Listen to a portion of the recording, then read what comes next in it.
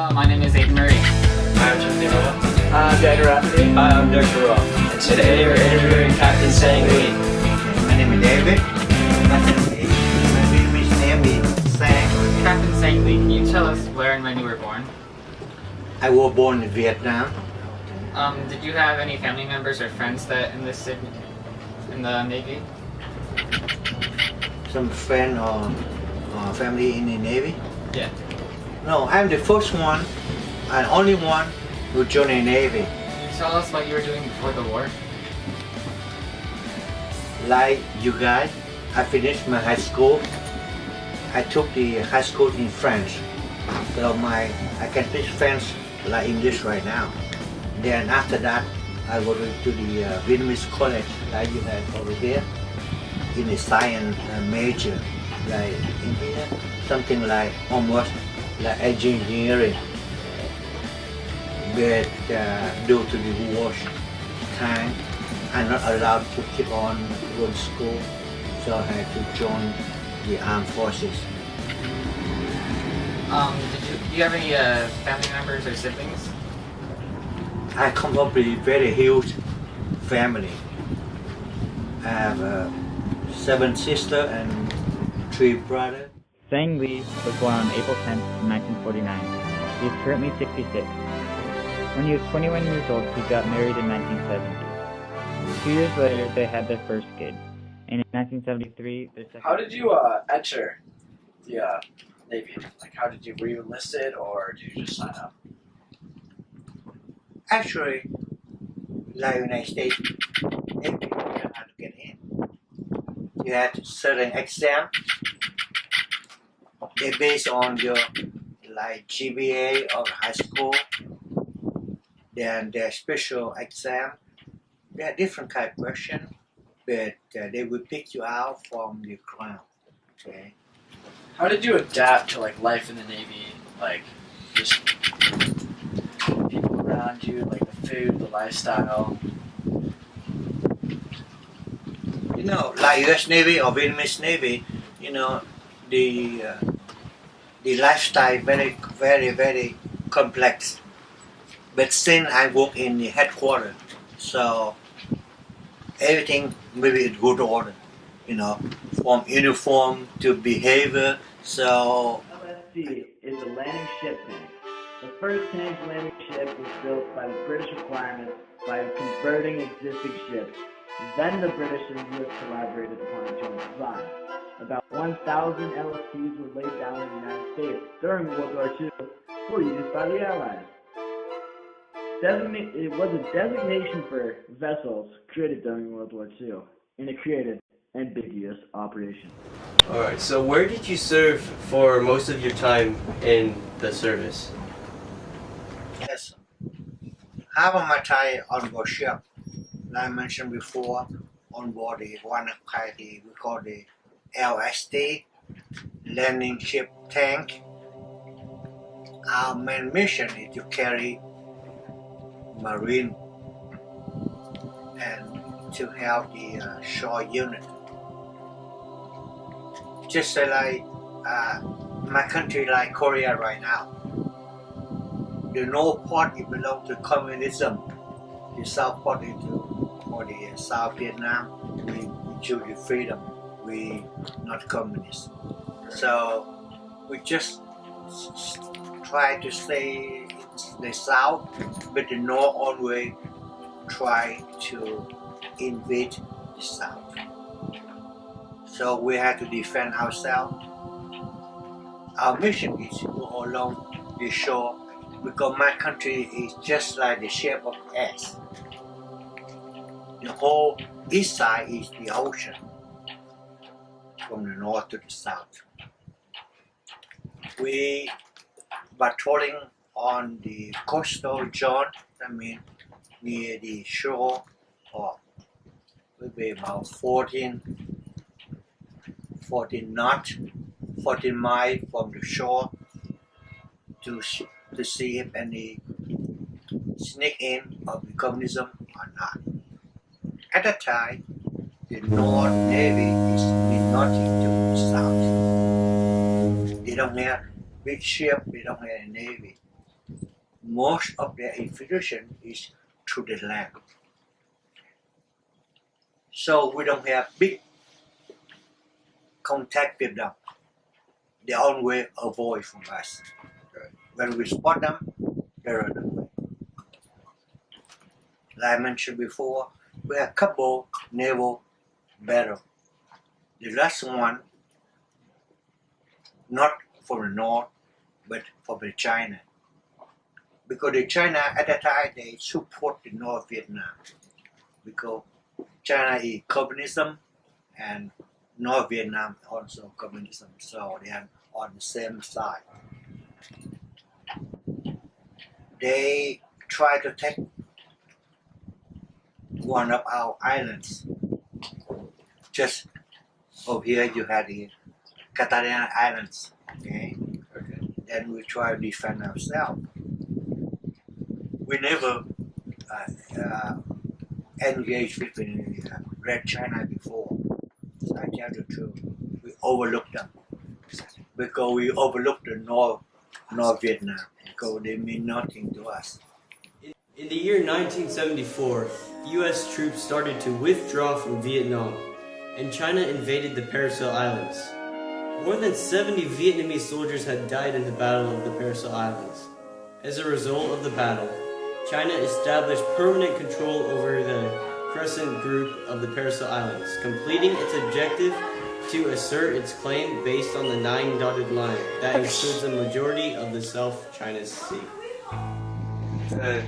So, do you have any like specific details of your service, like when you were a prisoner of war or when you were a captain of the Navy? Before the war ended, I was in the naval station Alameda, and I went home something like 6 months before the war ended.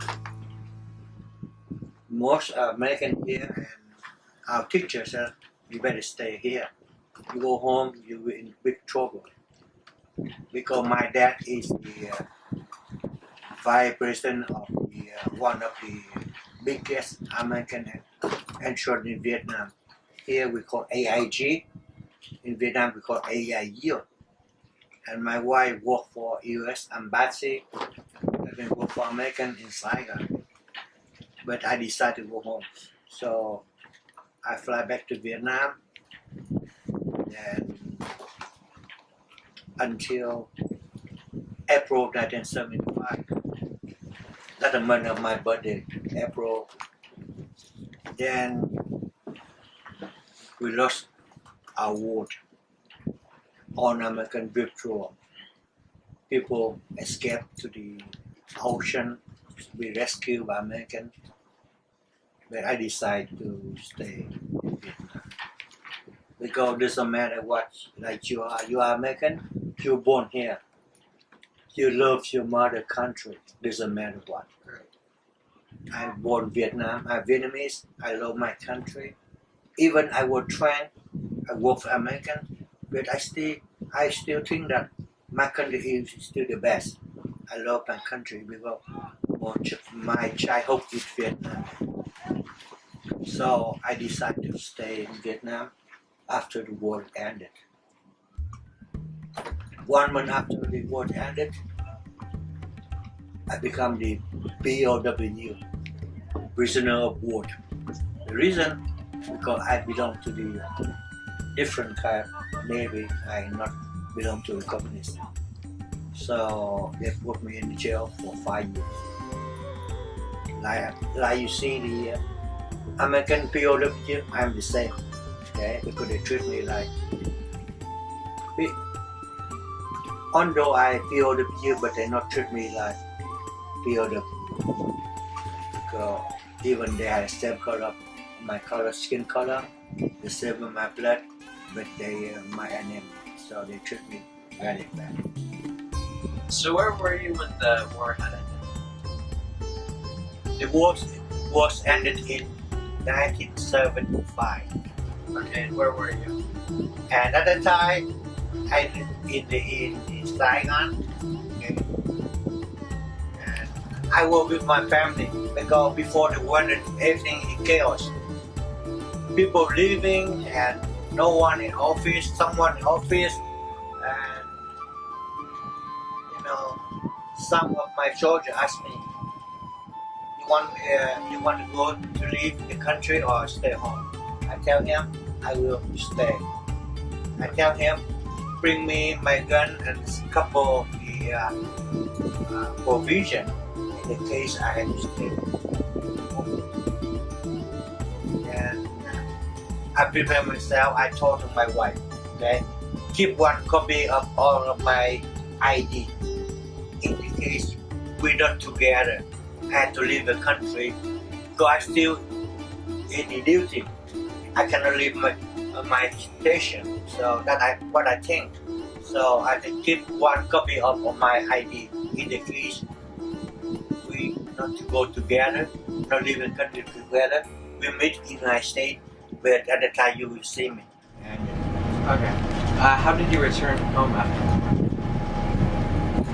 how did I return home after war? Yes. Because my home and where I work is 10 or 20 minutes of driving. So actually, when the Thai chaos, then I just go home. I stay home with my home big family, my dad, my mom, my wife, and my children. So we all together to see what going on.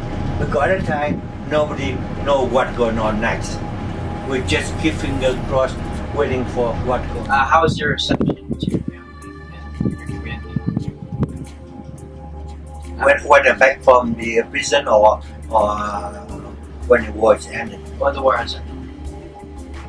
I was born and was raised up in the same house, so the neighborhood, I don't fear family because I have been there for long and just say that I'm very welcome, to back to the community. Were you able to reunite with your friends after? Yeah, we see a couple of friends, couple of them is gone, and yeah, we still reunite with some of our friends. So after you're done with your service as a prisoner of war, did you learn any life lessons?